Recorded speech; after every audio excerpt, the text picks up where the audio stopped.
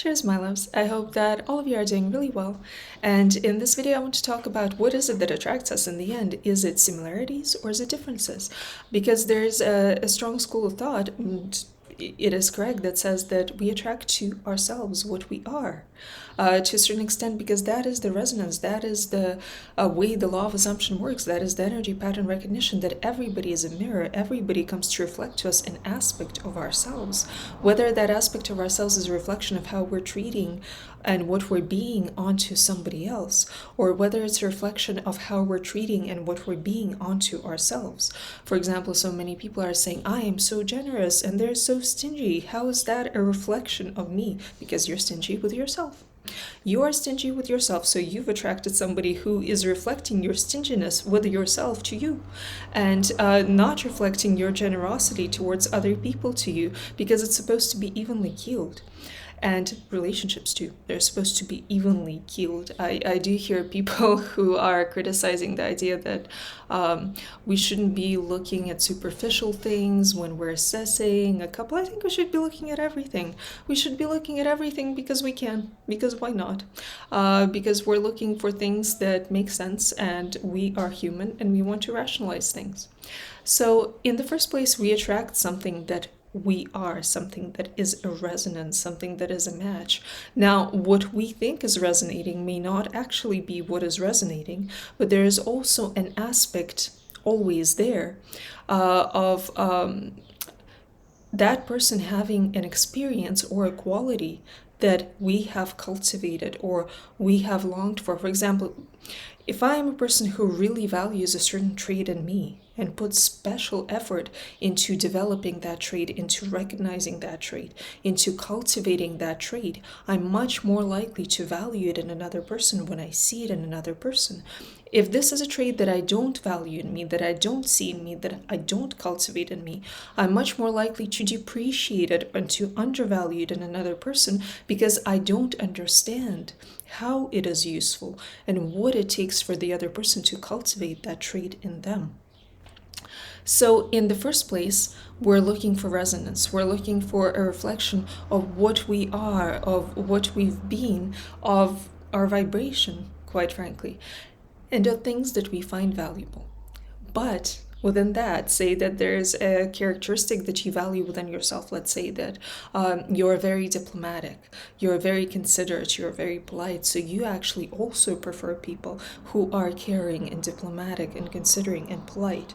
But you are also kind of cowardly, right? You are also kind of a bit of a people pleaser. So you may like people who are diplomatic and polite, but if two people with everything else being the same came to you, one was diplomatic and polite and a people pleaser, and the other one was diplomatic and polite and assertive, which one would you like better? Which one would you immediately be more attracted to? And not just because people pleasing sucks. You would immediately be more attracted to the one that is assertive. And therefore comes the idea that we're actually attracted to complementary polarities within similitudes. So we value in another person things that we cultivate within ourselves, but then as the second layer, we look for complementary qualities in that person. These complementary qualities are the reason behind the relationship taking place. Otherwise, the relationship would have no purpose. It'd just be two people who are not polarizing each other, who are not antagonizing each other, who are not stimulating each other and teaching each other, coexisting together. And there is no learning, no evolution that is truly taking place. So when you find that, that is why we're saying, okay, I'm looking for somebody that is more or less evenly keeled to me. But if I'm embracing the feminine, I'm looking for the masculine. If I am a little bit more cowardly, I'm looking for somebody a little bit more brave. If I am a little bit more people-pleasing, I'm looking for somebody a little bit more assertive. If I am a little bit more this, then I'm looking for a complementary polarity to that, but a complementary polarity that is usually in the positive, not a complementary polarity that is usually in the negative. So I really like this quote, right? And if you find that, then suddenly the ordinary becomes evocative, and being with this person makes you feel like somebody else. We really like people, not that accept us exactly the way that we are, We really like people who bring out the best in us. Those are the people that we crave, the people who show us our potential, the people who show us whom we are capable of being, because we're naturally tempted to convert ourselves into that version of us when we're by their side. These are the people that we tend to seek, not from a lower vibrational place, not from fear, not from need, but truly from our heart, truly from our spirit.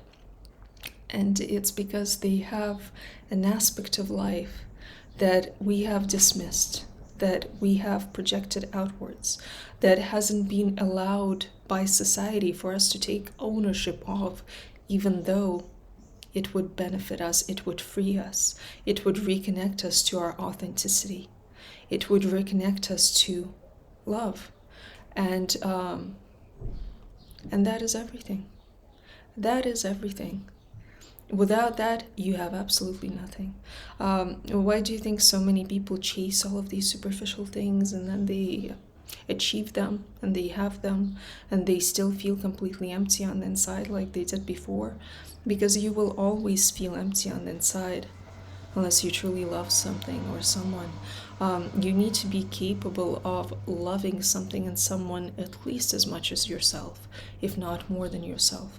That is what allows you to be alive, to be connected, to be full, to have purpose.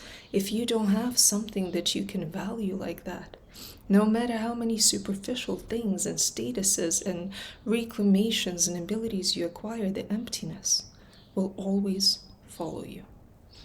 All right. Well, on that lovely note, in case you guys want to fight apathy and depression, you can join us for an array of fun summer activities right now.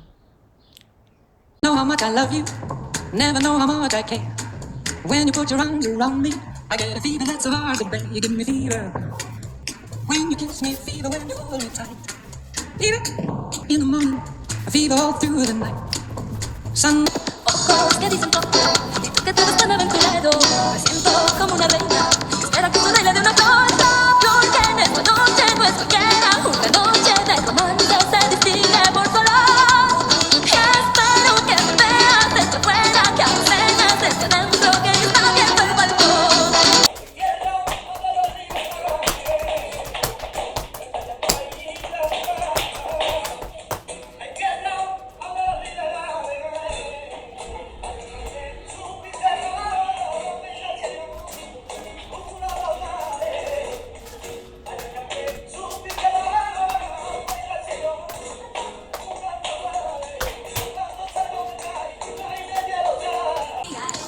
He got his hands tied, no chains to unlock. So free to do what he wants. He's into what he's got. He loves me, he loves you no matter what you do. He's never gonna be with you. He's into what he's got. He loves me, he loves you not. Te quiero.